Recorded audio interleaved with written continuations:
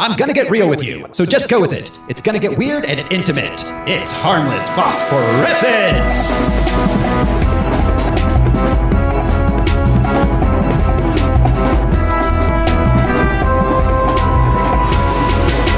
Hello, everyone! This is your host, Throw Smiley, and the author of Balls Deep and Shit-Kicking Dudes. Who's joining me this week? Hi, I'm Josh Cece, and I will blow that guy in any proportion I want to. I'm Brian Lesh, and I am too fast for TV. I'm not as scary as an idiot in a green mask. I'm Alaric Weber. And this is Harmless Phosphorescence. It's the podcast where we watch every theatrically released full-length live-action superhero movie ever made. We gather some research into the production and the source material, then we tell you all about it. This show, it is brought to you by our patrons. Patrons like executive producers Michael Beckwith and Atticus Burkett, and you too, a gentle listener or viewer, can be a patron. Just head over to patreon.com/harmlessentertainment. We got lots of bonus shows there. We got Star Wars shows and holiday shows and music shows and other showy shows. Just head on over, patreon.com/harmlessentertainment. For just $1 a month. That's all it takes. $1 a month, you can listen to our monthly movie where we just recorded our face-off episode. Oh my God. That's going to be fun. It should be up in just a day or so. And like I said, you just need $1. That's all it takes. And you can listen to us talk about face-off for 2 hours. Worth it. Yeah, it is. So that means it is time for us to talk about this week. Like a threat. It doesn't it though? This week on Harmless Phosphorescence, we are watching the Green Hornet. There's a party going down at the Casa de Brit. Bring all your friends as long as they are chicks. Today's top story, newspaper mogul James Reed was found dead, leaving his son in charge of his media empire. I'm Kato. I'm sorry to hear about your father. Who is Kato? He worked on your father's cars and made his coffee. Beer? Lay it on me, Kato. You are full of little surprises. Check this out. You drew all these? Wanna see something cool? Whoa! Think about this, Kato. I haven't done anything good my whole life. We've been wasting our potential. You a little bit more than me. This city needs our help. We could be heroes. Okay. I'll need some weapons. Yes, we will. And armor. But no tights.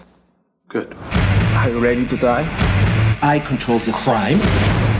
I control the city. Let's roll, Kato.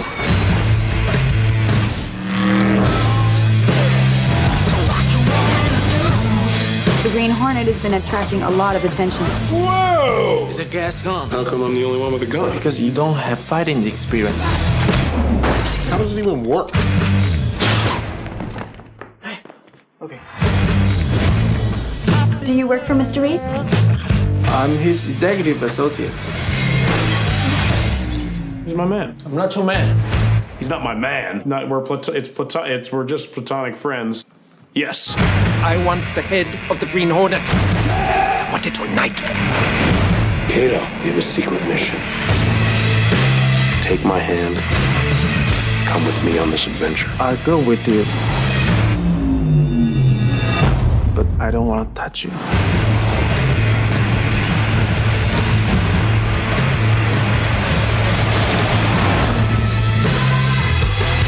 Careful this time. Careful. I just want to look at it. Just give it to me for 1 second and I'll just...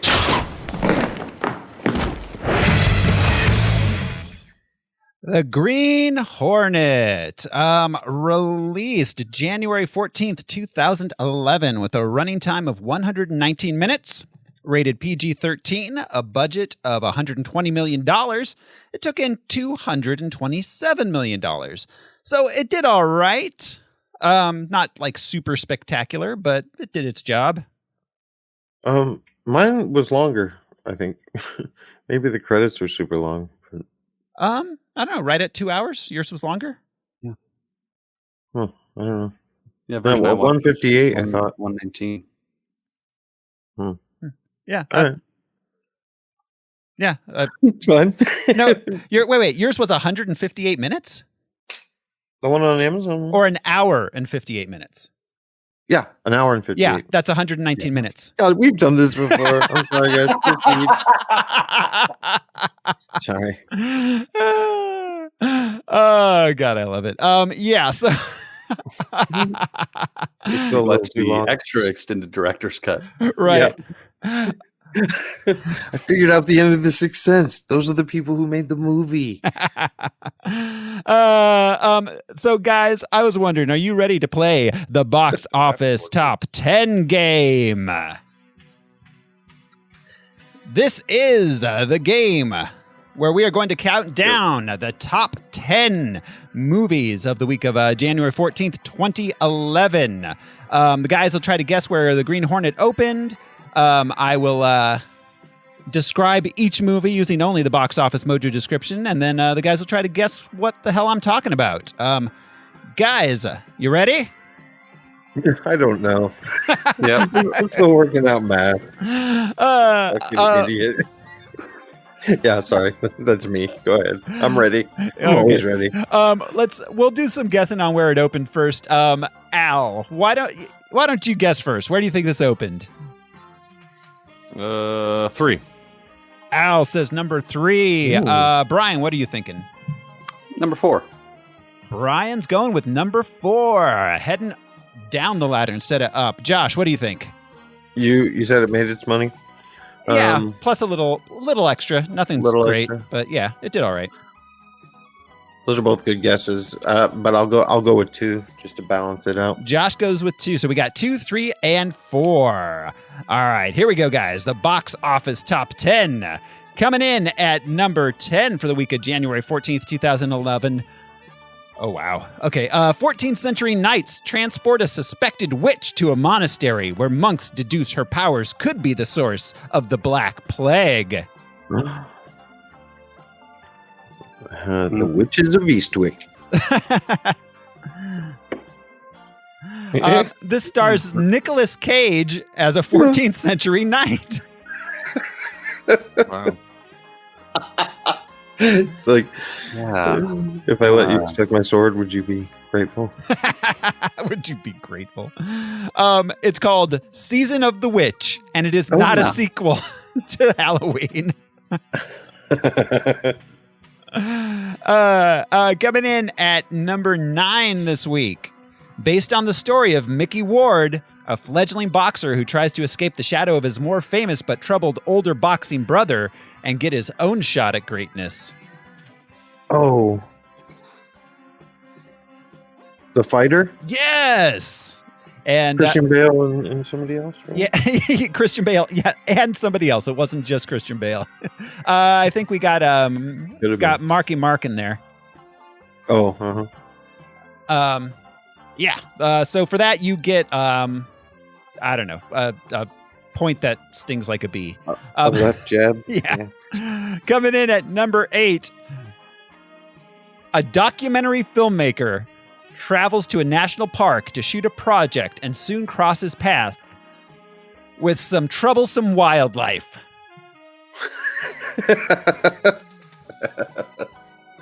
Outward Bound, The Incredible Journey. No. Homeward Bound, I mean. Inward Bound. Let's see. How to Lose a Bear in 10 Days.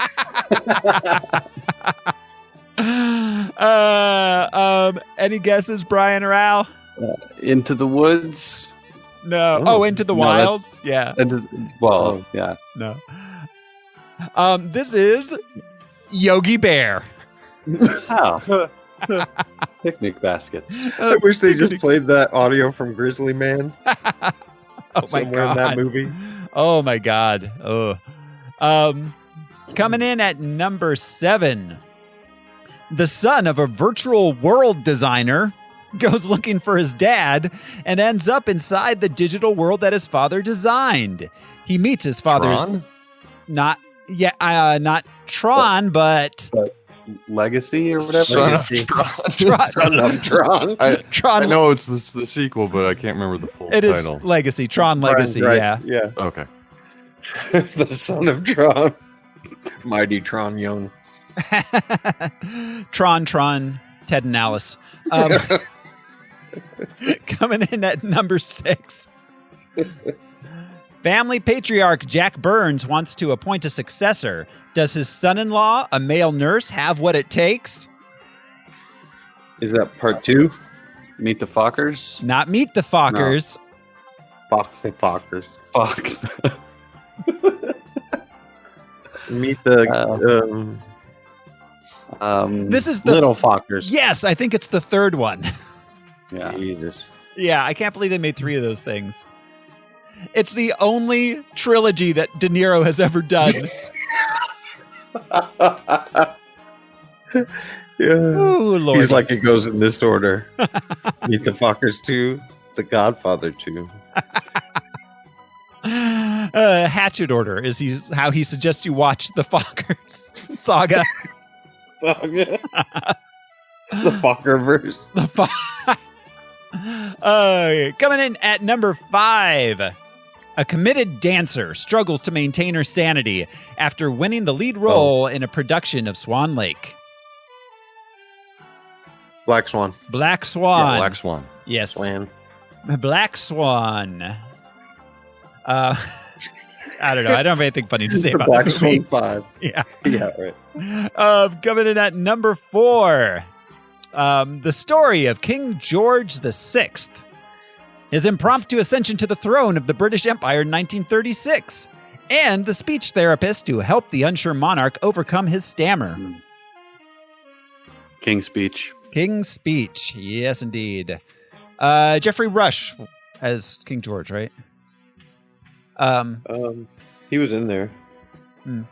That was a younger guy, but anyways, go ahead. Oh, okay. I know Jeffrey Rush was in the movie. Yeah, I think he's the linguist. Oh, okay. Yeah. Coming in at number 3. Wow, okay. A stubborn teenager enlists the help of a tough U.S. Marshal to track down her father's murderer.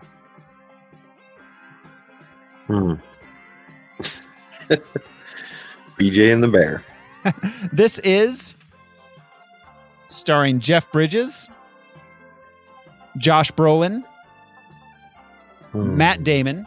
It's a remake. Oh, this is True Grit. Yeah. Mm-hmm. Oh, of course. It sounded like True it was in like the Grit. Fugitive universe. Yeah. But, Yes. I always think in modern terms when I read the synopsis. Yeah, True Grit. Yeah. Coming in at number 2. A man discovers that his best friend's wife is having an affair. This is number 2, so we're all out. I'm laughing because this is not the description based on who's in this movie I was expecting. Starring Vince Vaughn and Kevin James. Hitch? It's called The Dilemma. I'm not familiar with this one. Kind of stay away from Kevin segue. James. Maybe I'm too hard on him, but Well, I mean, every time I'm around Kevin James, he starts yelling at me to get off his property. So, and he's not the actor. He just pulled it out of a phone book, of which there are many. It's like, I am not Paul Blart. Leave me alone. What a thing to scream. Yeah. And coming in at number 1, following the death of his father, Britt Reed, heir to his father's large company, teams up with his late dad's assistant Kato to become a masked crime-fighting team. Green Hornet was number 1. Well, there you have Impressive. Yeah, it was.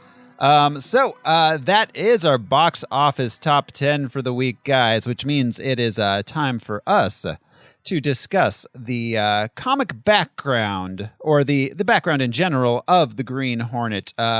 What you got to tell us, Mr. Al? Yeah, we'll call it character history this week. The Green Hornet character first appeared in the Green Hornet radio series, which debuted January 31st of 1936. Created Was he just by the Hornet, as no one could see him? Sorry. Yeah, they were all black and white back then too. Yeah, exactly. The whole world was. Created by George W. Trendle and Fran Stryker, who are also known for creating the Lone Ranger and Sergeant Preston of the Yukon. Wow, I don't know the second one, but I had no idea. That's cool. The Lone Ranger. Yeah. Yeah, isn't it? Doesn't the Green Hornet exist in the in the radio show at least? Didn't they had some crossovers? I think. Yeah, we'll get there. Okay, sorry. Go ahead, Al. I didn't mean to jump ahead. Go. Question saved for last. The Green Hornet is the alter ego of Britt Reed, wealthy young publisher of the Daily Sentinel newspaper. By night, clad in green overcoat, gloves, fedora, and mask, the Hornet fights crime with partner and confidant Kato, who drives their technologically advanced car, the Black Beauty. The Hornet is believed to be a wanted criminal by the police and general public. Reed uses this perception to infiltrate the criminal underworld. In the original radio incarnation, Britt is the grandnephew of John Reed, the Lone Ranger. So he's actually related to the Lone Ranger. Yeah, his dad, Britt's dad, was the nephew of the Lone Ranger, making him the grandnephew. Making the Ranger less alone. And they did do... Yeah. The radio program premiered in 1936 on Detroit station WXYZ. In 1938, it was aired in broader syndication until September of 1950, with a brief return in 52. I'm sorry, that sounds like a made-up station. WXYZ. Well, that's why you don't see it anymore. They took them right away. Those call letters. Okay, fair. Two movie serial adaptations were released in 1940 and 1941, which both featured Lenore Case as Reed's secretary. So she's from the history as well. I'm glad all those names came from the history, because Brit is just off-putting. I don't know why. Short for Brittany, I assume. Yeah, yeah. I just think of Hume. So Britannia. Okay. There was a television series that aired for the 1966-67 TV season, starring Van Williams as Britt Reed and Bruce Lee as Kato. Yeah, in Lee's first major adult role. I didn't realize it was only on for one season. Wow. Same. They had a Bruce Lee poster up in the film. Yes, and he did sketches. Yeah. Oh yeah, that's right. Amongst his schematics, which is great. Britt's like, these are great drawings. He doesn't even see them as designs. All right, go ahead. Williams and Lee's characters appeared as anti-heroes in the second season of the Batman TV series for a 2-part episode, in which the dynamic duo were left questioning whether the Green Hornet was really a good guy or a bad guy. He does commit a lot of crimes. I mean, sure, it's for the overall good of the city, but technically speaking, yeah, I think he may be a criminal. Well, compared to the Adam West Burt Ward Batman, that Batman was over the top. Oh yeah, safety officer type. Yeah. Lawman. And in comparison to the campy version of Batman, they portrayed the Green Hornet as very serious. The characters existed in comics forms from 1940 to 1949. Some one-shots and short runs in 53 and 67, and a longer run from 89 to 95. Dynamite Entertainment acquired the comics rights in 2009, releasing a miniseries written by Kevin Smith and penciled by Jonathan Lau. Dynamite revamped the series in 2010, setting it in modern times, starring Britt Reed Jr., rebellious and spoiled son of Britt Reed Sr., the original Green Hornet, and Kato to become the new Green Hornet, assisted by Kato's daughter Mulan, who takes over the costumed identity of her own father. July of 2020, it was announced that Kevin Smith and Wild Brain Limited are developing a Green Hornet animated series. Okay, animated. For a second, I was like, oh. But no, animated could be good with Kevin Smith. Thank you, Al, for all of that character background. Indeed. You got it. That brings us to the film itself. Written by Seth Rogan and Evan Goldberg, who have been a writing team since Superbad, at least. They wrote Superbad together. They originally were going to star in it, but then they got too old. Apparently, they came up with the idea when they were both like 19 years old. Oh, for Superbad? Yeah, and they were going to... Yeah, they wrote it as basically adolescents or young teenagers. Yeah, exactly. And they were going to star in it, but then they got too old, so they got Michael Cera and Jonah... What's his name? Jonah Hill, yeah. Then, of course, they did Pineapple Express, then The Green Hornet. This Is the End is amazing. Yeah, it is. I love it. Probably their biggest hit, though, was The Interview. Just because of... Which I don't like that much. The whole foo-for-ah surrounding it. It's all right. I don't think it's their best. No. But that and... Sausage Party. That one was all right. Yeah. Did Al dropped Kevin Smith's name. Did you have that information that this movie had been they tried to make this movie for a long, long time. Mm. It was almost like the Superman situation. Lots of people had a run at it. Yeah. Actually, you know what? Yeah, I'll get into that. So originally, so this movie got bought up at some point in not this movie, the film rights to Green Hornet got bought up some point in the 70s or 80s by Leisure Concepts Incorporated, which were the guys that did they did He-Man and Thundercats, and then later on they dubbed Pokemon into English. That's their main claim to fame. Well, that's a contribution. Yeah. But they sold it to Universal Pictures in '92. And so Universal Pictures got Chuck Farrer to start writing it. Chuck Farrer is he was a writer on Darkman, Hard Target, a lot of actiony stuff in the early '90s. First Darkman? First Darkman. The first one? Yeah. All right, yeah. cool.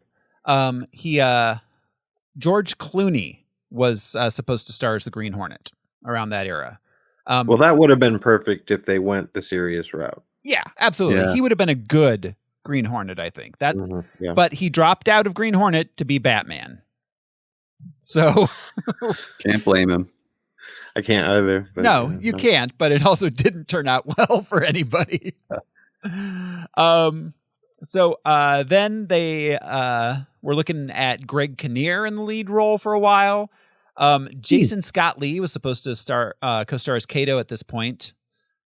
And in 1997, I'll remind you, this movie came out in 2011. In 1997, they hired Michel Gondry to direct. In 97, Michel Gondry is the director of this film. I'll get to him in just a minute. But then he dropped out around 2 years later. At that point, they were looking at Mark Wahlberg for the lead role. Jet Li as Kato. Mm-hmm. They actually signed him, and then they had to pay him a bunch of money, even though they didn't make the movie. So gotta love those pay or play. Then let's see. Christopher McQuarrie started writing a script. He's the guy that did The Usual Suspects, Jack Reacher, Mission Impossible, Edge of Tomorrow. And then at that point, Jet Li dropped out at that point to do The One because Green Hornet was taking too long. They put the Green Hornet into Turnaround, which basically in 2001, which basically means that they were like, we don't want to make this movie anymore. Someone please buy it from us. It got sent over to Columbia. And then in 2003, they started, before they had a script or a director or stars, they made a deal with Miramax.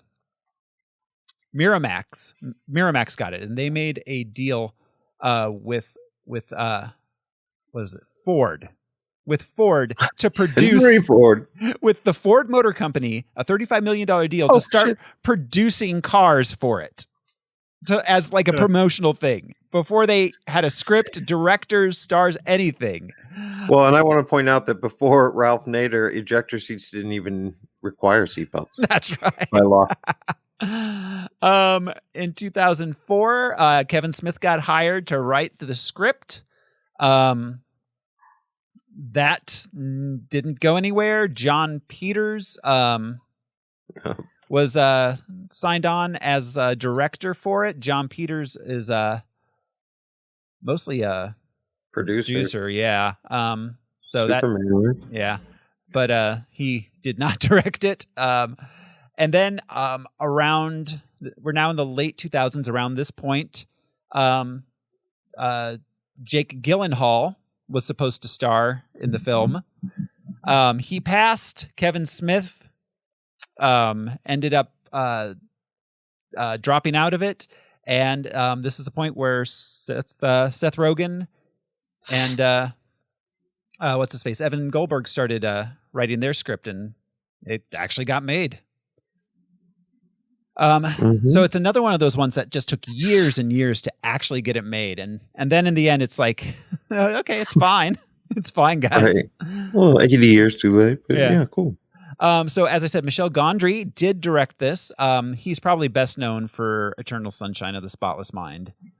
That was probably his biggest hit. Well, was that his first American? You may not have these American movie, because you said in '97 his name was bantered around. Did he even have a U.S. release at that point? Right. Well, his first movie was Human Nature.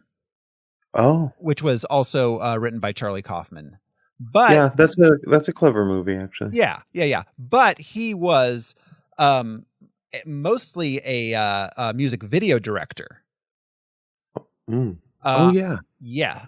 So he, let me see. Yeah, he knew Spike Jones. Like they were in that. That's how. Yeah, he's one of those guys. He did. Let me see. There's a list here somewhere.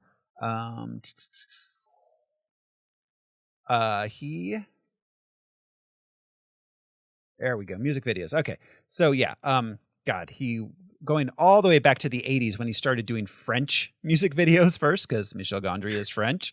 But then he started breaking into American music videos. His first American one was Thomas Dolby in 1992.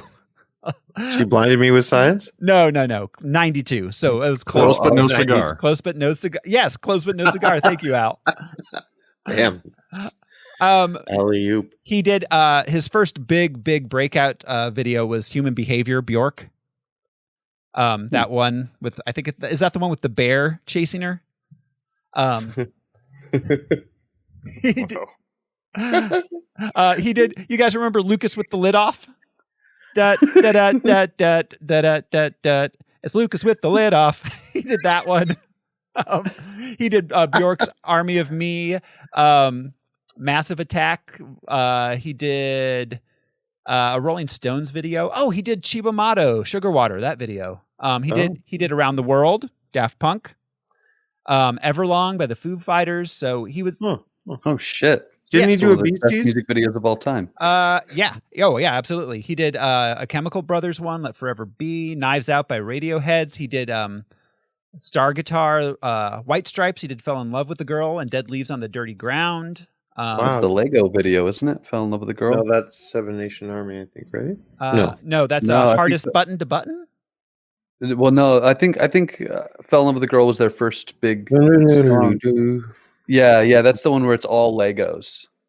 Cool. No, I remember that video. Is that Fell in Love with the Girl? I thought it was a different one. No, I'm pretty sure that's the one, because Seven Nation Army is different. Hardest Button to Button is the stop motion drums as they move. Oh, that's right. That's right. Oh, that's what. Okay, I was thinking that.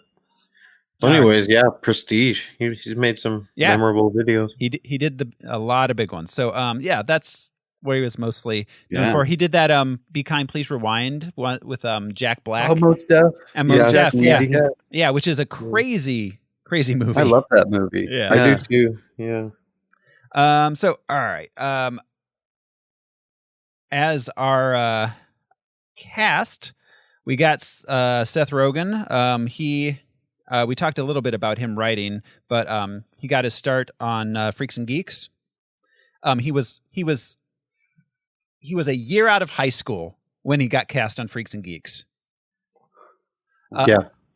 And then Apatow made him a protege. Yeah. Apatow basically made him his protege. He was the star of Undeclared, which was an Apatow sitcom that only went like 8 episodes. Yeah, not nearly as good, but not bad. Yeah, no, it wasn't bad at all. Then Seth Rogen got hired on as a staff writer on the Ali G show. Huh. His first starring, yeah. Yeah. Okay. His breakout film was the 40-Year-Old Virgin, which that's what got him noticed, really. Then of course he starred in Knocked Up, and this was like his big follow-up to Knocked Up. Like, or wasn't Pineapple Express before this? Which one came first? No, Let me see. maybe not. I think Pineapple Express came after. I think you're right, but cool. Yeah. This one was pretty early on in his like stardom career. And he lost all that weight. Yeah, exactly. All that knocked up weight. We got Jay Chow as Kato. He's Taiwanese. He's a singer, songwriter, rapper, record producer, actor, director, businessman, and magician. He's not a martial artist? He is or a mechanic. He is also a martial artist, but okay. I was going to say, I was like, damn. That's not that not required? Yeah, that's not what Chinese people. Apparently, what he hangs his hat on. He hangs his hat on. You don't get an EGOT with martial arts, right? Yeah, he mostly considers. Not yet. He seems to mostly consider himself a musician. That's like what seems to be awesome. emphasized. Yeah, that is awesome. Well, he sings in this movie. What does he sing? Gangster's Paradise. Oh, that's right. Oh, that's right. I thought that scene where he's laying across the baby grand piano. Oh yeah, that's right. He's playing the piano. I think he actually was playing the piano in that scene. Yeah. I bet he will. Yeah. Cameron Diaz, who we've spoken about before. The Mask. Was she in anything else since then? I can't for this show. Since 2011? I mean, since The Mask? I don't know if she's been in another superhero one between then and now. Oh, I'm sorry, superhero. Yeah. Yeah, of course she was in movies, but I think she was in a Boundary movie. No, or am I just? I don't know. Oh no, she was in Eternal Sunshine of the Spotless Mind, but I don't know if she was in a Harmless Phosphorescence movie that we've done since. The Mask. You're right. Yeah. You're right. She's playing Lenore Case. We got Tom Wilkinson as Britt's dad. Oh, Tom Wilkinson. I feel like he's been in one of these. Maybe not. In the Bedroom, Michael Clayton. Wait, Tom Wilkinson plays somebody in the Bat universe. Maroney. That's right. That's right. He was in one of the Bat movies. And he's with the Scarecrow drives crazy. He's like, he was a comic character, but anyways, go ahead. He was Carmine Falcone in Batman Begins. Yeah, that was on the tip of my tongue. I knew we'd talked about him somewhere. I couldn't remember where. Christoph Waltz as Benjamin Chudnovsky. I loved this character. I love him. I love him a lot. He is great. His big breakout, which was just a couple years before this, was in Inglourious Bastards. His big American breakout. He was, of course, worked in German cinema for years before that. Going back, 79 was his first movie. So did Quentin discover him, quote unquote? Well, actually, I'm looking at his filmography, and there's a lot of American films. He was just playing bit parts. Okay, that was his big American breakout. Was Inglourious Bastards. This was his second big American movie after that. Then he did. This is after Inglourious Bastards came out? 2 years later. Inglourious Bastards was 2 years prior. Yeah. I mean, that was a brilliant performance. You don't really get to say that often, but holy shit. That performance was amazing. That's and he's super quirky in this too, which makes sense coming off of that. I thought this was before that. No, you're right. But his character in this is a lot like we were talking about earlier about sarcasm, and he's very. I said that watching this. He's very earnest. Like I'm going to take what you said to heart. Or do you have any suggestions for me? I'll wear a cape. What's wrong with that? It's like a motif, something with some. he essentially wants to understand what's happening on an emotional and intellectual level. Well, yeah, no, and he's a man going through a midlife crisis. Yes. But Christoph Waltz, of course, he was Inspector. Django Unchained, where he played King Schultz. That was a great role also. It was another dentist. Yeah, and he's in the upcoming Pinocchio, Guillermo del Toro's Pinocchio. Jesus Christ! I keep talking about Guillermo del Toro's Pinocchio off and on in this show, and wow, it's still not made. David Harbour played D.A. Frank Scanlon, best known as Jim Hopper from Stranger Things. This was obviously prior to Stranger Things. He was in The Quantum of Solace. He was in Brokeback Mountain. End of Watch, The Equalizer. He worked. Dude worked. His first movie was the 2004 Kinsey. He was really good in this. Yeah, he was. He had a fair amount of comic relief. He'll be in Black Widow coming out. That's right. Yeah. Crimson and the Hellboy remake. Oh, that's right. He plays Hellboy. I forgot about that. Of course. Yeah. Huh. Edward James Olmos, who's here to change the lives of some inner city youth. At the newspaper. What is calculus? Edward James Olmos, of course. Blade Runner was probably the first place I ever saw him. Well, I don't know. I might actually have seen Stand and Deliver before. I saw Stand and Deliver. Might have been Stand and Deliver before that. He played William Adama on Battlestar Galactica.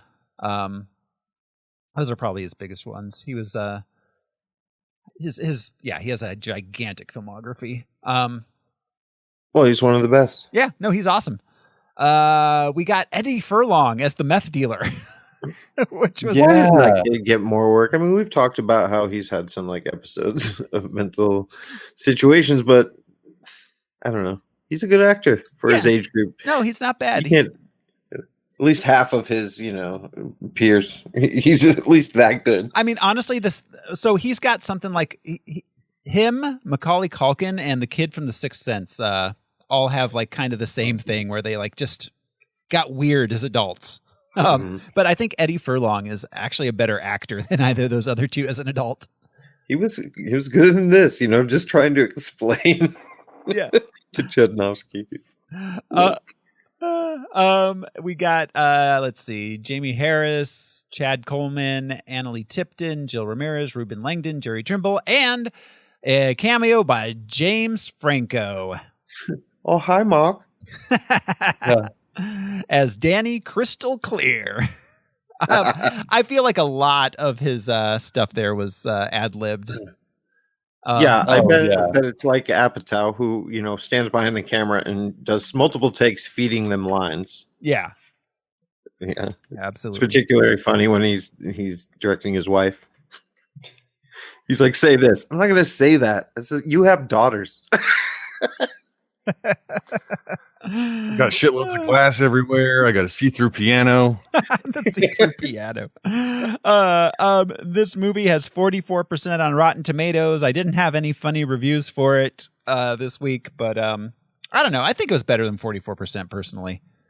Yeah, I was pleasantly surprised. Yeah, for sure. I was expecting something that was kind of a painful slog, but it wasn't. It was fun. I know you said, Josh, maybe a little too long. I think I agree with that, but in general, not bad. Yeah, mine was 158 hours. James Franco cut his hand off. I don't know. It was real weird. There was that. It took me 124 hours to watch this. So, all right, guys, are you ready to jump into the movie? Go Hornet, go. Never stop the partay. Why does my coffee taste like shit? Here we go. Here we go. This is the Green Hornet. We open on a young boy, Britt Reed. He's being shown to his father's office by a chauffeur. His dad's the owner of a newspaper.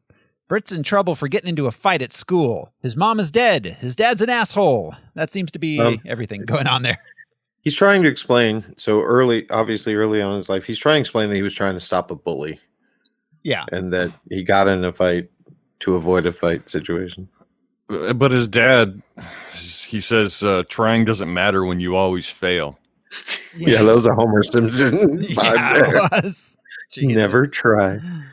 Did anybody notice that his action figure looked like Gary or what Ace from the Ambiguous Gary?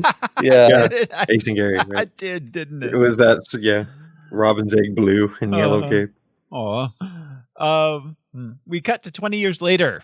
A crime lord named Chudnovsky arrives at a club where a rival drug kingpin is doing business.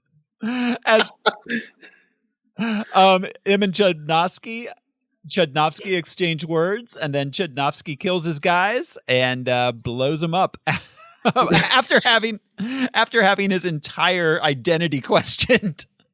Yeah. There was another good line when he first comes in. He says, Danny says, "Have a seat. Either one. They're both comfortable." Yeah, that was great.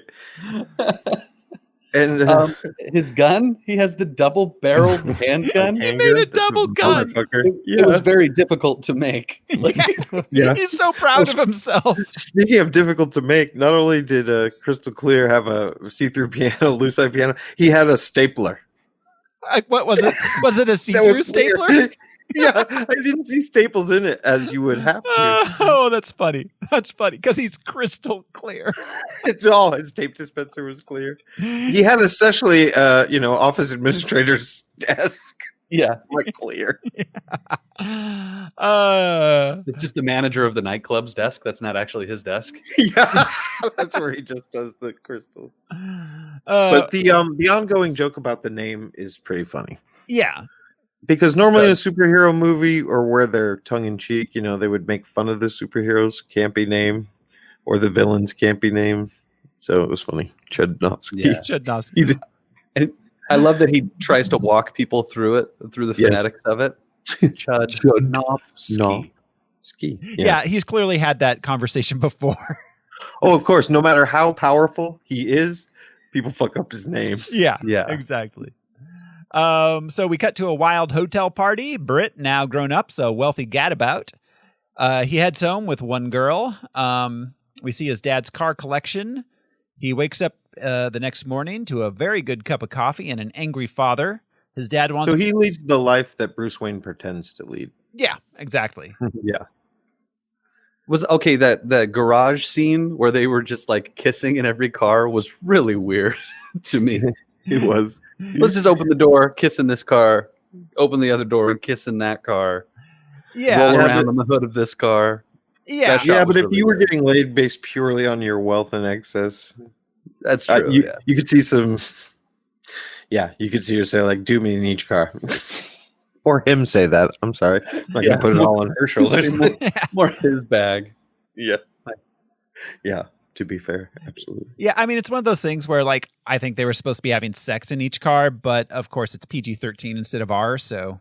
Well, and we don't have a long time either. Yeah. So, all right. Not Sting. His dad wants him to grow up and be more Sting. All right. His dad wants him to grow up and be more responsible. We cut to another morning. Britt's coming home to police and paparazzi. He sees on the limo TV his dad has died from an allergic reaction to a bee sting. He told his dad he was going to go to ITT Tech. That was hilarious. Fix computers. Right. Yeah, Dad, I'm registering tomorrow. That is totally like the guy that doesn't have any plan whatsoever. Who's just like, I've got to do something. That looks easy. Like that automotive school. Yeah. Yeah. Well, we've seen it before. Like the rich playboy spoiled brat who like thinks he's moving out of his parents' house by occupying the giant pool house. Yeah. Oh, what I found funny is even after his dad dies, he keeps sleeping in the pool house. Yeah. It's set up the way he likes it. Yeah. So we get a funeral. We meet the DA who gives the eulogy. DA has a few words with Britt. You know, or he says his parents died too. Yada yada. And it was subtle foreshadowing. I'll give Michelle Gondry that. Like, You know, sometimes it's heavy-handed to be like, he's really the bad guy. It's the mayor. Yeah. I will say, I mean, Michel Gondry, credit where credit's due. I mean, he has an eye for interesting visuals. The like the car hoods and stuff. Yeah. Everything looked good. Everything was framed interestingly. You're right. Yeah. The funeral was well shot. Yeah. We back at the paper, Britt tells the editor, Mike, Edward James Olmos, that he doesn't want to run the paper anymore. He's going to let Mike do it. Edward James Olmos does not look like a Mike to me, by the way. Well, Mike says that he started out as a paper boy, so he used to stand and deliver. All right, the next day, Britt wakes up, but his coffee sucks. He demands of a maid to know who makes the coffee. He discovers he fired the coffee maker, Kato, who's also the mechanic. Yeah, the maid's like, you fired everybody. It's like, did we see you? Him Were you hiding everybody? in a closet? Did we see him do that, or did that just happen off screen? Just happened off screen. Yeah. He gets Kato back in. Kato makes some coffee. They start talking about his dad. We learn that Kato grew up on the mean streets of Shanghai as an orphan. He worked in a garage. Britt's dad was so impressed with his work, he hired him on to be his personal mechanic. Kato shows him a special modification he made to his dad's cars, including making them bulletproof and adding weapons. Naturally. Yeah, which, and again, this all makes sense when we find out later on what was going on, but yeah. Just like Perry White's armored vehicle. Yeah. They start drinking and bonding over their mutual dislike of Britt's dad. They decide to head to the cemetery and decapitate the statue of Britt's dad there. I love the record player in the car. Yeah. Hilarious. Yeah. You're a genius. Really? It's like, I'm a genius. It has an aux input. Like those existed in 2011. Not to mention CD players. What? Not to mention CD players, but yeah. Well, I was going to say, I'll bet that there was a manufacturer way back 60s, 70s that put one in as a novelty, but yeah. Oh, absolutely. You're gonna scratch that album. Oh no, that record's ruined now once you go for a drive. A lot of bouncing. Yeah. Yeah, I've read a number of books where folks had cars with record players. Yeah. I knew that was true without looking, but yeah, it's funny. So all right, at the cemetery, they see a group of young street toughs mugging a couple. Street toughs. I mean, what else were they? They're a group. Oh, it's perfect. That's why they're a group of young white men wearing leather jackets and with switchblades. Well, junkies is what I would say. They seem more like. Yeah, but I mean, a tough could be anything else. That's true. But yeah, when you see the guy's face when he's like, "I'm going to give you a root canal," it's like, "Oh shit, that guy's high." Yeah. He's not making good decisions. No, he's not. He should go to ITT Tech. Enrolling now. So all right, they intervene, and it turns out Kato has near superhuman martial arts skills.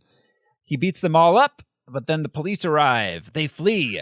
But Kato's at first, pardon me, but at first with Kato's, I was like, I don't know. But then you and they explain it better, but you realize growing up on the streets of Shanghai as a child, you probably did have to like quickly identify who had a weapon and who was coming at you. Yeah. So it wasn't as hokey as at first, I thought.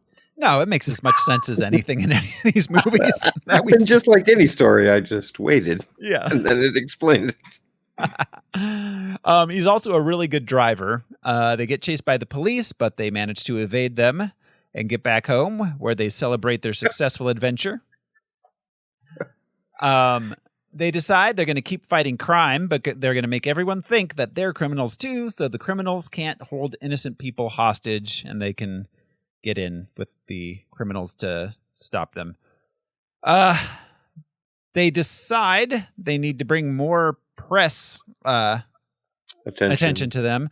So the next day he goes to the newspaper. He orders his staff to start heavily covering the unknown assailants of his dad's statue. Well, he wants to turn it into the Rupert Murdoch model of the the New York Post back in the day. Yeah, exactly. You know, I need a giant picture and a crazy headline. Exactly. Kato names him the Green Hornet at this point. No, but the brainstorming session is great. Yeah. Like you guys don't like the Green Bee? It's a writer's room. It's like sounds like an energy bar. Yeah. Meanwhile, Chudnovsky has become aware of the Green Hornet. And he's so upset. He's like, decapitating. I decapitate real people. They don't write stories about me. The DA is fending off reporters asking about a rising crime. Then a very overqualified temp named Lenore Case shows up. Britt hires her on as a secretary. Both Britt and Kato are pretty smitten with her. So I really, really appreciated that she was nobody's love interest. Yes. Well, they wanted her to be. They did. They were she interested. was flirting with Kato. Oh, I think. No. Well, rewatching it a second time, I realized that she was just asking a coworker to hang out with her as a friend. Yeah, because like they're playing the piano and she's enjoying it, and it's neat. And then he does the around the arm sort of thing. I think in both cases it was like, what? Like I wasn't even coming from that place. That aggravation of like that's our relationship. Yeah. No, she was. I appreciated the fact that they head on like tackled the fact that like everyone tries to date me all the time. Just leave me alone. Let me do my job and just be a person. Mm-hmm. So she becomes his secretary. She's got degrees in criminology. She gives them a profile on the Green Hornet, what his next moves might be. They decide to use her profile as their plan. They're going to work their way up the criminal underworld ladder. We're going to do it. Then we get a montage of Kato creating lots of new weapons and gadgets and making multiple cars. Is anybody a fan of the original Pink Panther movies? Clouseau? Oh, particularly the first one, A Shot in the Dark. Yeah. I don't know. I always think of that Kato.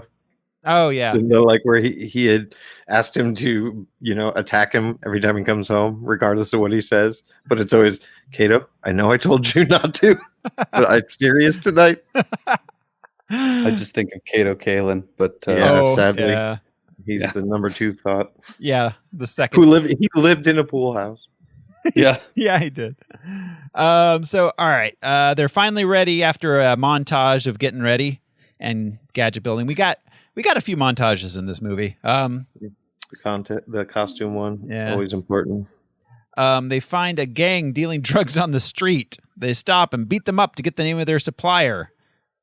They crash the supplier's house. That the Chudnovsky gag again, like from the dealer that they're getting the information from. Chudnovsky. What are you?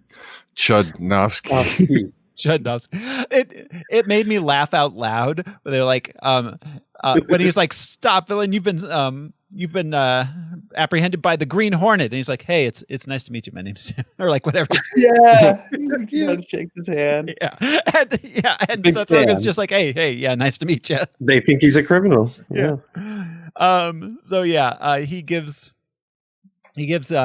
Tells him to give his boss a message that the Green Hornet's moving into his territory, and he gives him a card. They have an email and a website. It's gh@greenhornet.net.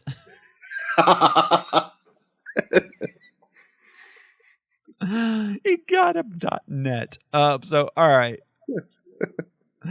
The Green Hornet message boards are blowing up on the chant. The supplier tells Chudnovsky about it. Chudnovsky's unhappy. He kills the supplier. No, but again, it's so earnest. He's like, the Armenians said that? The Koreans? Which Korean? Kim. What? We're friends. We're friends. I should be the one that chops his head off. We're friends. I love his hands on. I'll kill them myself. Yeah, I owe him that much. Yeah. He brings the buzzsaw down, and then he's like, does like a flourish with his hands as if, ta-da. I'm working. He might be our most wacky villain that we've had. I love this guy and the dude from heart. this guy and the and Jigsaw from Punisher Warzone.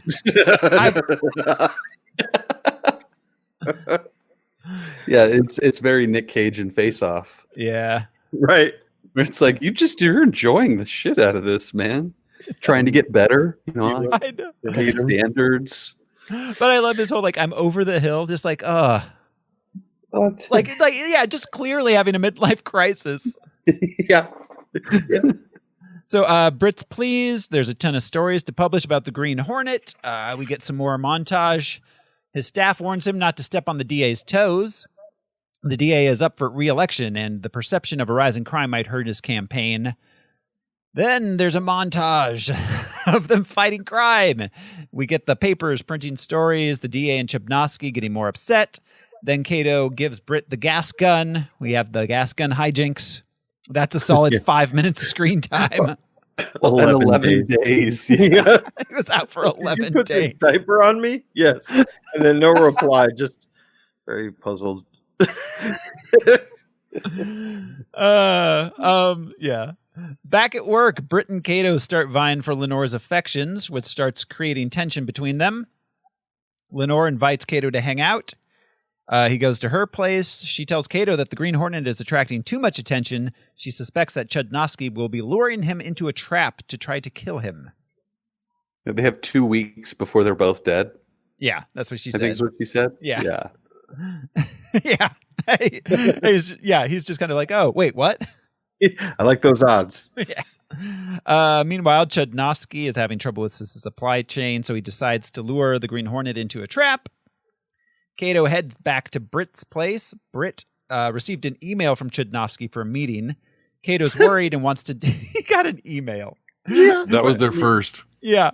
Well, and E-bite. and Chudnovsky was like, thanks for destroying that meth house. I was going to do it anyways. I was losing money. Yeah. And he's like, and Brit's like, that's a lie. He has all of the cards, all the Green Hornet cards from all the criminals that he killed too. Yeah. Collecting them. Curled up on the desk. Yeah. So Brit feels like Kato doesn't respect his crime fighting abilities. So he wants to make the plan all by himself without Kato. They go to the meeting, and it is indeed a trap. They get pushed into a hole by a semi. Their car does. This was a unique and awesome action sequence. Yeah. The way they trapped him, like, all of that was just... It really pretty was. awesome. Yeah. Quickly put him in the ground and then bury him. Like, that's how you would, just like, fuck. Yeah. Yeah, we can't blow him up, we can't shoot him, we can't fight him, just put him in the ground. Yeah, you're not gonna like have like a big talk with him and a showdown and like shooting back and forth facing each other. Like, come on. Yeah, the only problem I had was the way that cement mixer did that spin turn like it was a GTO on a closed street. There might be some tipping. I don't know. But all right. So they finally blow their way out of the car. They kill several of Chudnovsky's guys. He's actually really upset about that, which is interesting since he kills so many of his own guys. Yeah. They end up escaping, leaving Chudnovsky very upset.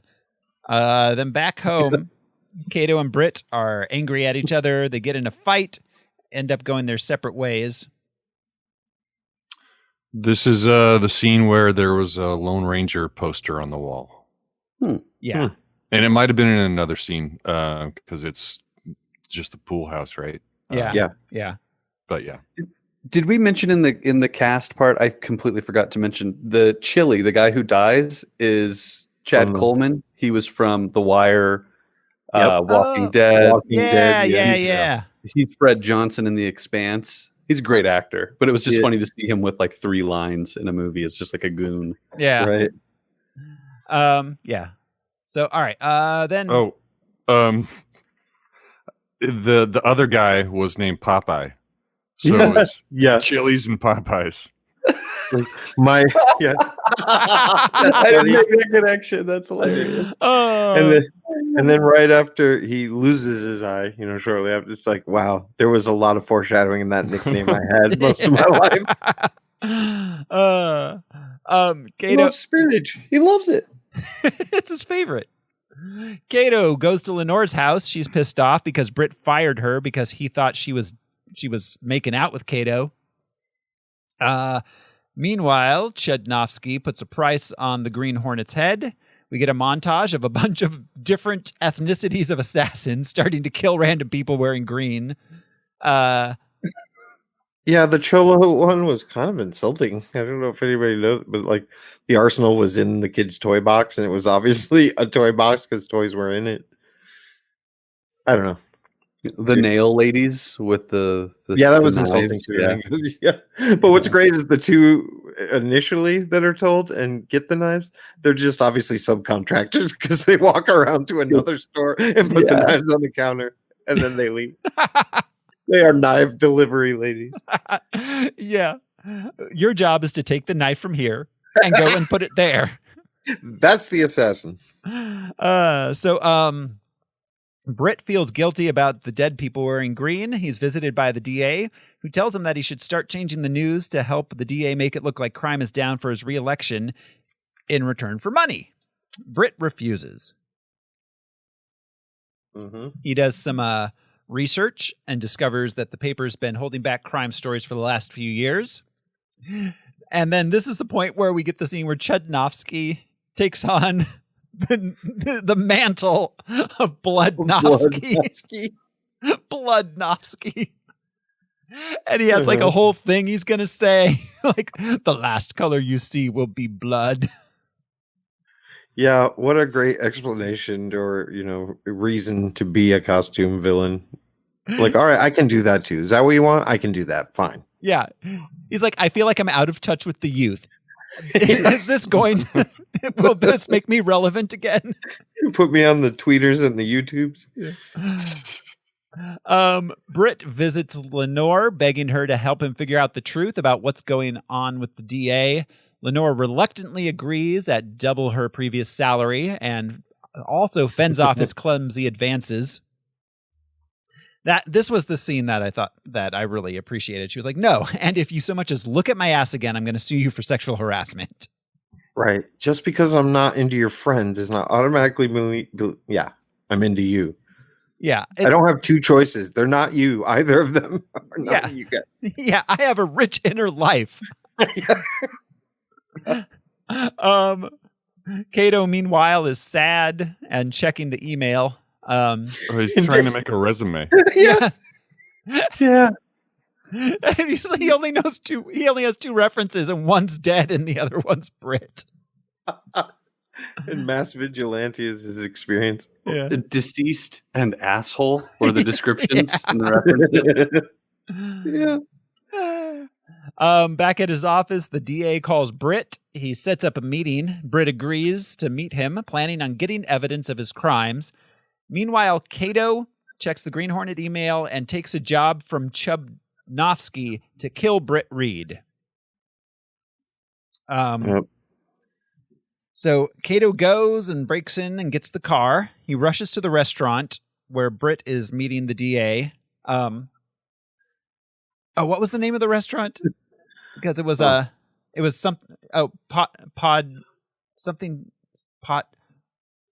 hibachi. I can't remember what it was. It was something like something devoid, right? Or it was something hibachi. It was like Potchki's Hibachi or something. I don't know. It was a funny name. Anyways, so and I love that it's another one of those situations of like, why are you talking about the crime you're doing? Why are you talking about it out loud? Yes. The DA reveals he killed Britt's dad. He's going to have Britt killed too. He was holding his father hostage to printing good news only, or he was going to kill his reporters. He already killed one of them. He has been in business with Chudnovsky to keep the crime off the papers because you can't actually clean up the crime in LA. Yeah, it's a plausible plot. Yeah, and true. I mean, no one's going. It's happened before. Yeah, exactly. Yeah. So Kato meets Chudnovsky out back. He tells them that the Green Hornet's in the car. He agrees to go inside and kill Britt. When he gets inside, though, Britt reveals Britt reveals to the DA that he was recording the conversation. Kato comes in, double crosses Chudnovsky. He and Britt fight their way out. Then we get this. This is like a 25-minute action sequence. Yeah, but this is where I was like, bit too long. Sorry, I found it. It was Gonpachi Hibachi. Gonpachi Hibachi. Which is actually the real name of the restaurant where they filmed. Really? Yeah. Wow. Is that a fusion restaurant? Like a Japanese Italian restaurant? But that's cool. It sounds like a Seth Rogan joke. Yeah. They specialize in sushi and soba. Let's go and buy it. Yeah, yeah. It's making me It's hungry. at 134 North La Cienega Boulevard. So anybody in Beverly Hills, head on down. I'll meet you guys there. Don't wear that. Yeah, don't wear that. I haven't thought about that in years. I'm sorry. Yeah. That's a very, very, very old inside joke, listeners. So all right. So we get this big action sequence. They fight their way out of the hibachi restaurant. We get the big car chase action sequence. There's lots of damage being done all over the place. They're being chased, fighting Chudnovsky along the way. Chudnovsky door guns. They've got door guns. Yeah, the door guns attack. That was a cool thing to have in a car, just for that shot. Yeah, it was a pretty good action sequence all around, but like Josh said, it did go on a bit. Just a little, yeah. You could have trimmed 5 seconds and almost every single sequence, and it would have been better. Yeah, it was done well, but yeah. We get a bunch of the different gangs assassins picked up along the way somehow. So when they get to the newspaper, baby lords are there. Yeah, they have to. There's a big action sequence at the newspaper lobby, and they have to get upstairs, and they end up driving the car into the elevator. Which, by the way, that is one hell of an elevator. It is. That elevator is the best elevator I have ever seen. I want to point out a missed opportunity. Why didn't anybody say stop the presses? That is a great point. Well, I liked, so at this point, it was 2011. The newspaper industry was in the decline, still is in the decline, hanging in there. But they talk about it being the last privately owned newspaper in the country. Yeah. And he just absolutely fucking wrecks his privately owned family business. Yeah. To destroy the DA. Well, and to save the city, I guess. But yeah, this was each moment was just more and more and more and more and more absurd. And I just kept thinking, fuck, man, that's so much money. Yes. That's for all of this. All of this is coming out of his pocket or maybe his insurance. Exactly. Right. The whole time I was just thinking how expensive this was for him personally. Yeah. Well, and it's sort of the reason why there aren't any more family-owned newspapers is those giant conglomerates. They prey on these. I was thinking about all the action sequences. Yeah, I was going to say the reason there aren't is because of all the gang wars that take place inside the lobbies. No, he destroys his family business literally and figuratively. Oh yeah. He literally parks on the press. Right. That's got to destroy, a publication for a few days at least. You're right. That's what brought down Hearst. It was like ninjas in the printing press room. So, all right. They get upstairs. They're up in the newspaper office. There, Britt discovers he didn't actually capture any data on the USB drive. It's perfect. This is possibly the funniest moment in the whole movie, as somebody who has done this exact thing. Oh, God. Say, that's me. It's totally me. For sure. And he's just like, oh, shit. Like, I should have known this was going to happen. Yeah. I don't think he tells anybody besides Kato later on. Does he even tell Kato? Well, I think he's telling Kato as Kato kills the DA. But you're right. No, he didn't reveal it to anybody else because the DA puts it in his mouth. Yeah. Yeah. The DA tries to swallow it. They could have had this showdown anywhere else, it turns out. Yeah, he didn't actually have to go to the newspaper. Yeah, you're right. Yeah. So, all right. Well, They could have gone to a Chili's. Yeah, they could have gone anywhere with Wi-Fi. Really, he just needed to upload it to the internet. Starbucks, man.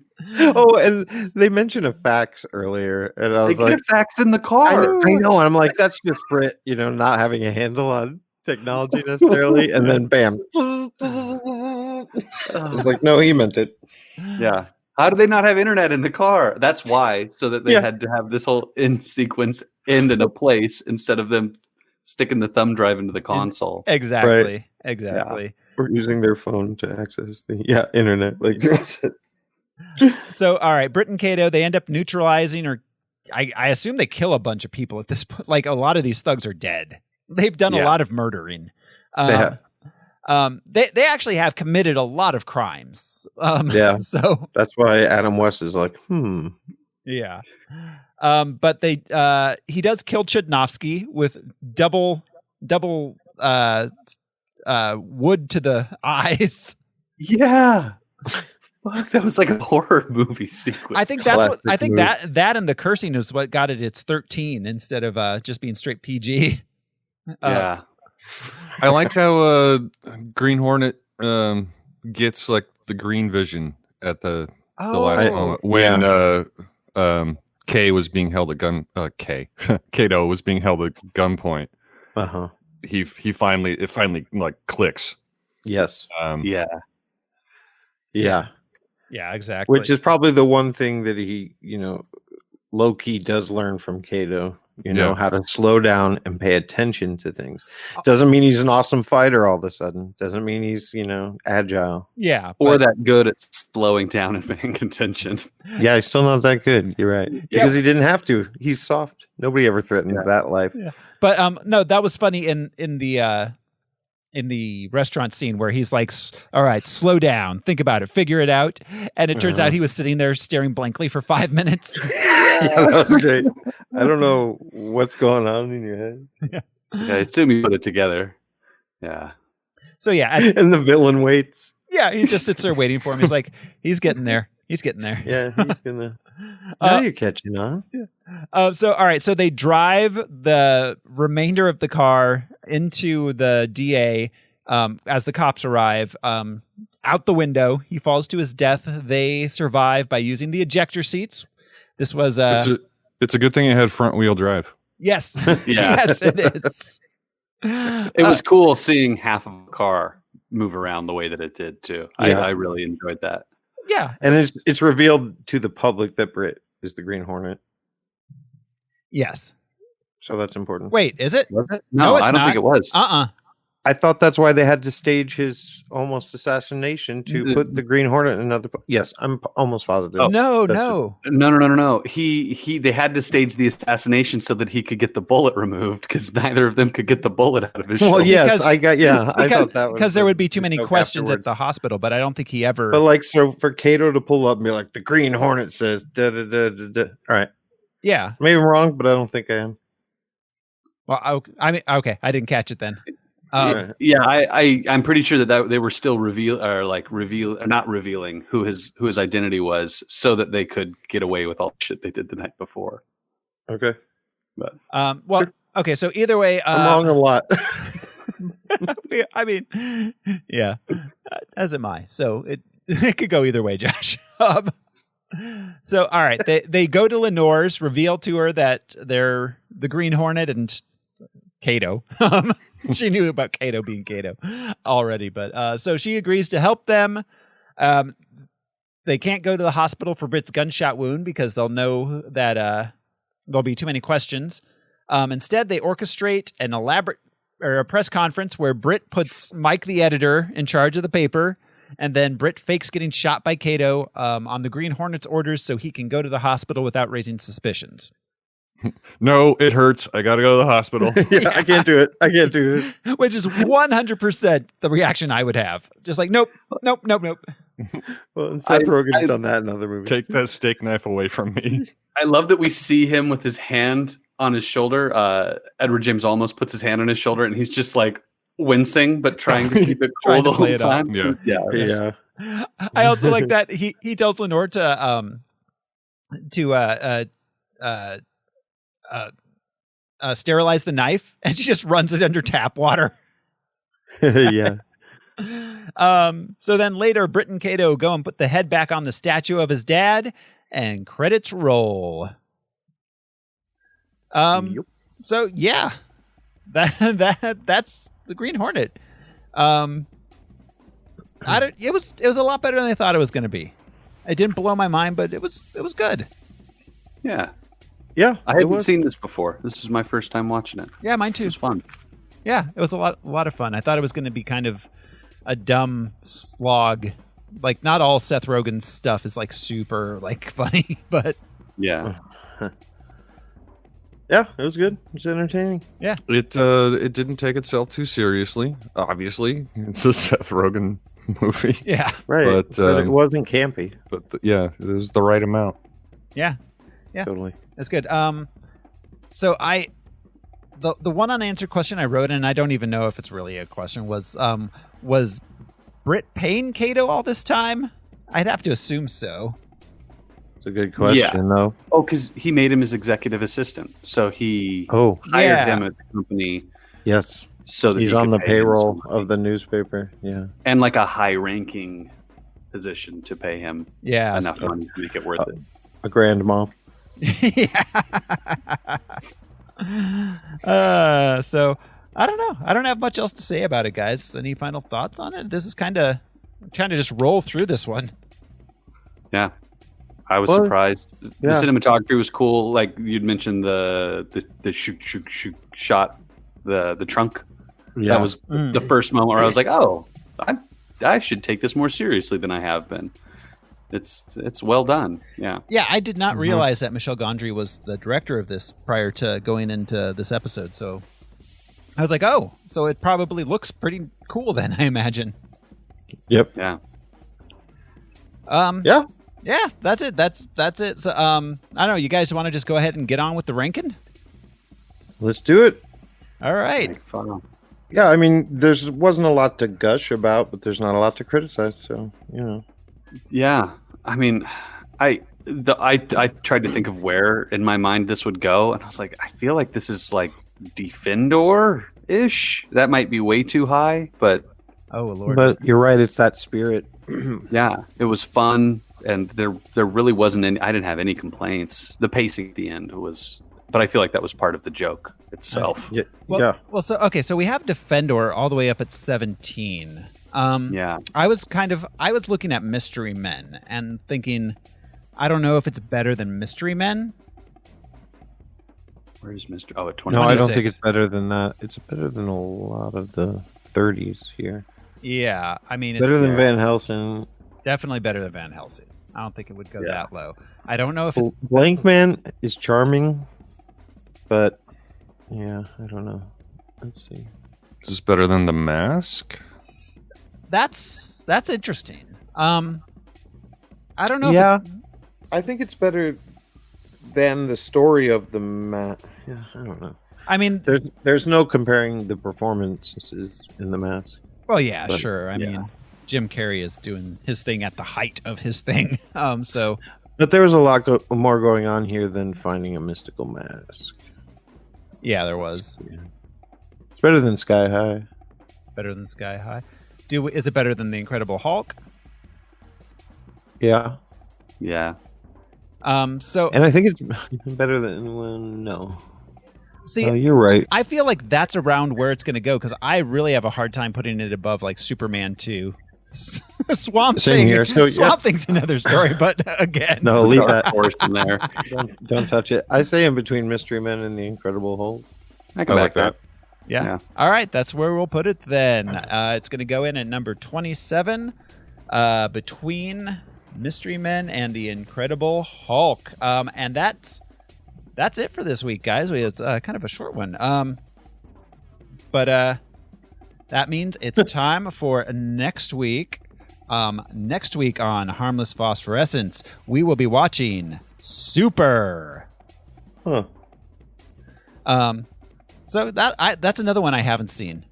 Same here. I'm aware of it, but yeah. And it's also another one of those like average Joe takes up crime fighting. Yeah. Ooh, yeah. I actually have that on DVD. Nice. Oh, cool. Sweet. Don't have to Al's house. Stream anything. Yeah. Party at Al's. Woo! So, all right, that's it. Thanks for listening, everybody. This has been your host, Thoreau Smiley.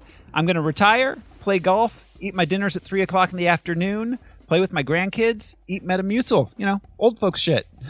And I need to let you know, if you corner Josh Cece, you get stung.